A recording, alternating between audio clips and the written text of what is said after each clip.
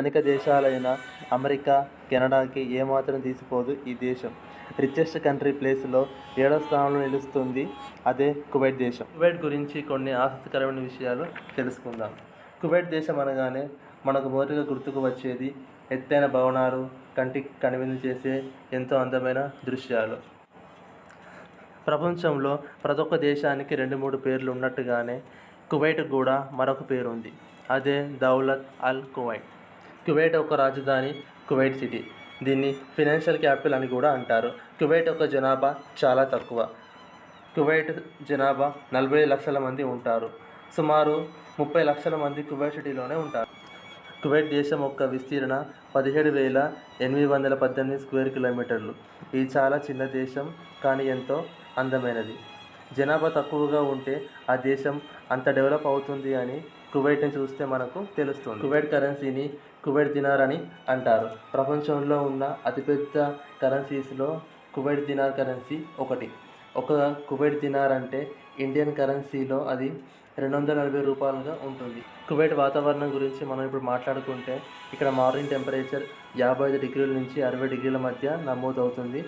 ఇక్కడ వర్షపాతం చాలా తక్కువగా, ఇంకా ఎండలు చాలా విపరీతంగా ఉంటాయి. కువైట్ దేశంలో మహిళలు చాలా అందంగా ఉంటారు. ప్రపంచంలోనే అతి అందమైన మహిళలు ఉన్న దేశంలో కువైట్ ఒకటి.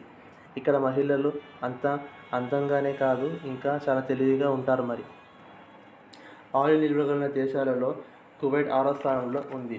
కువైట్ దేశానికి ఎక్కువగా ఆదాయం పెట్రోలియం ప్రాడక్ట్స్ నుండి వస్తుంది. పెట్రోలియంతో పాటు ఫర్టిలైజర్స్ కూడా ఎక్కువగా ఎక్స్పోర్ట్ చేస్తూ ఉంటారు. కువైట్లో ప్రొడ్యూస్ చేసే ఆయిల్స్లో 60% పైగా ఆయిల్ని ఏషియాలోని కంట్రీస్కి ఎక్స్పోర్ట్ చేస్తూ ఉంటారు. ప్రపంచంలోని మిగతా దేశాలతో పోలిస్తే ఈ కువైట్ దేశంలోని ఆయిల్ చాలా తక్కువ రేటుకే లభిస్తుంది. ఎందుకంటే ఇది భూమి నుంచి చాలా తక్కువ లోతులోనే లభిస్తుంది. అందుకే ఈ ఆయిల్ని చాలా తక్కువ రేటుకే ఎక్స్పోర్ట్ చేస్తూ ఉంటారు.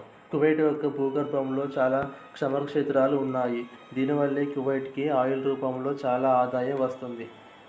కువైట్లోని కొత్తగా 3 చమురు క్షేత్రాలు గుర్తించినట్లు కువైట్ ఆయిల్ కంపెనీస్ తెలియజేశాయి. మొదటి చమురు క్షేత్రం కువైట్ వాయు ప్రాంతం తీరాన గుర్తించారు. రెండవది వచ్చేసి కువైట్ అల్ కష్ అలియా ఉత్తర తీరాన ఈ యొక్క చమురు క్షేత్రాన్ని గుర్తించారు. మూడవది వచ్చేసి గ్రేట్ మురుగన్ చమురు క్షేత్రాన్ని ఉత్తర తీరాన గుర్తించారు.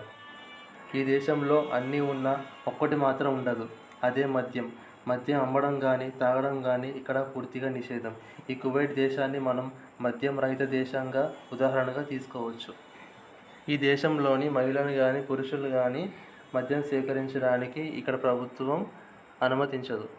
కువైట్లో వర్షపాతం చాలా తక్కువగా నమోదవుతుంది. అందుకే ఇక్కడ నీటి కొరత చాలా ఎక్కువ.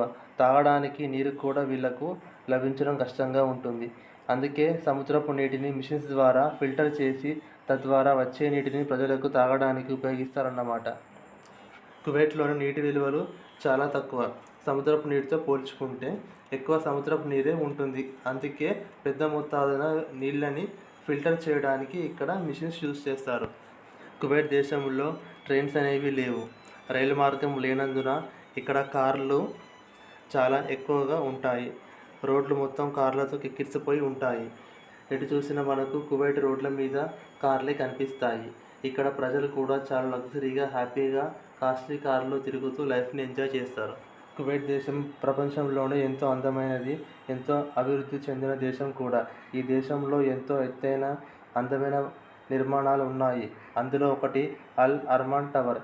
ఇది ప్రపంచంలోనే ఎంతో ఎత్తైన టవర్లో 17వ స్థానంలో ఉంది. ఇది కువైట్ సిటీలో ఉంది. దేశంలో ఇది అతిపెద్దది. ఈ టవర్ కట్టడానికి సుమారు 6 సంవత్సరాలు పట్టిందట. ఈ టవర్ 413 మీటర్లు ఉంటుంది.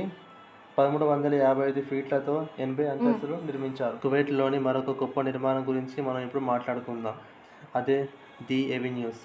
ఈ షాపింగ్ మాల్లో మనకు దొరికేవి అన్ని బ్రాండెడ్ క్వాలిటీ ఐటమ్స్. దీన్ని బయటికి ఎంత అందంగా నిర్మించారో లోపల కూడా అంతే అందంగా నిర్మించారు. ఒకేసారి 30,000 మంది షాపింగ్ చేసేందుకు వీలుగా దీన్ని నిర్మించారు. 1000కి పైగా షాపింగ్ స్టోర్స్ ఉన్నాయి. నిర్మించడానికి అయిన ఖర్చు సుమారు $300 కోట్ల. చూడడానికి ఎంతో అందంగా, అద్భుతంగా దీన్ని తీర్చిదిద్దారు. ఇలాంటి మరికొన్ని అద్భుతమైన నిర్మాణాలు, టవర్స్ మనకు కువైట్ దేశంలో పర్యాటకులకు కనువిందు చేస్తాయి. 2005లో కువైట్లో ఒక పెద్ద గోల్ఫ్ గ్రౌండ్ని నిర్మించారు. ఇంత పెద్ద గ్రౌండ్ని నీట్గా, గ్రీన్గా ఉంచాలంటే చాలా మంచినీటి అవసరం అవుతుంది. మంచినీటి దొరకని దేశంలో ఇంత నీట్గా, గ్రీన్గా ఈ గోల్ఫ్ గ్రౌండ్ని ఉంచాలంటే అది చాలా గొప్ప విషయం.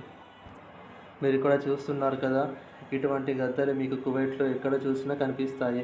కువైట్లోని పోస్టల్ స్టాంప్స్ పైన, కరెన్సీ నోట్ల పైన మీకు ఎక్కువగా ఈ గద్ద కనిపిస్తుంది. ఈ గద్దని ఇక్కడ నేషనల్ బర్డ్గా పిలుస్తారు. చూసారు కదా ఫ్రెండ్స్, ఇది కువైట్ దేశం యొక్క వింతలు, విశేషాలు. మీకు కూడా ఒక్కసారి కువైట్ దేశానికి వెళ్ళాలనిపిస్తుందా? అయితే ఒక్కసారైనా ట్రై చేయండి లైఫ్ టైంలో.